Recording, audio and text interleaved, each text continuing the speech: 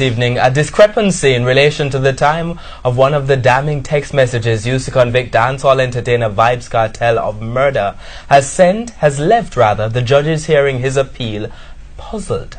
One of the defense attorneys in the case revealed the anomaly as the first day of the hearing of the entertainer's appeal got underway. The three-member panel, Court of Appeal President Dennis Morrison, Justice Patrick Brooks and Justice Frank Williams, is presiding over the matter. TVJ's Vashon Brown was in court today.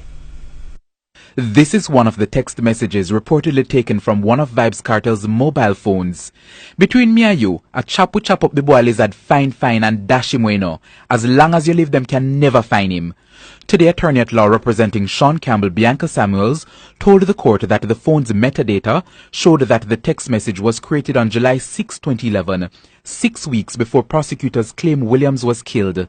What that reveals, because the past reveals obviously, is that there was some tampering and usage of the phone to create a text message somehow that came before, that was prophetic in some way as to the death, or alleged death rather, of Clive Williams. Ms. Samuels says this left her puzzled. The three-member panel also seemed puzzled. President of the Court of Appeal, Justice Dennis Morrison, said our silence was sharing in your puzzlement. Ms. Samuels also argued that there were multiple unexplained usage of the phone. During the trial, defense lawyers argued that 3 calls were made on the phone while it was in the custody of the police. The forensic expert who testified at the trial said he did not authorize anyone to use the phone. Ms. Samuels today argued that prosecutors failed to prove the integrity of the phone. The key, which was supposed to close the locker, which the phone was supposed to be held in, was simply left on top of the locker, and anyone could have had use or could have been privy to use of that specific locker. The cell phone, which included a number of damaging pieces of evidence relied on by the Crown, should not have been given to the jury for their consideration based on the law. Now, the other matter raised in court today was prosecutorial misconduct. Lawyers raised concern that the jury was allowed to deliberate, despite the court hearing that one juror was trying to bribe other members of the jury panel. The Director of Public Prosecutions, Paula Llewellyn, was under scrutiny. Attorney at law Bert Samuels, who is representing Sean Campbell, accused the DPP of aiding and abetting an attempt to pervert the course of justice. It was brought to the attention that a man sought to bribe the jury.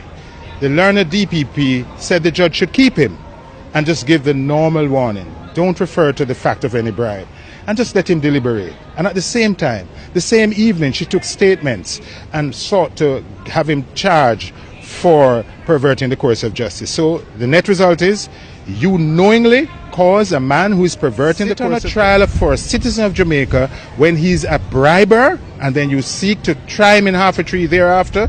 If that is not prosecutorial misconduct. The Court of Appeal ruled last week that it will accept new pieces of evidence in the case.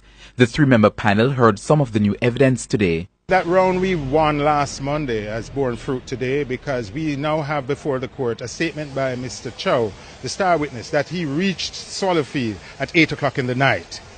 And that, in his testimony, he reached between 5 and 5:30 during August. The public knows that 5:30 in August is broad daylight. Kartel is appealing the life sentence imposed on him in 2014 for the murder of Clive Lizard Williams. 3 other men, Sean Campbell, Andre St. John and Kyra Jones, were also convicted for the murder. The appeal continues tomorrow. Vashon Brown, TVJ News. 2 visitors to the island are dead and several more are recovering after being diagnosed with leptospirosis.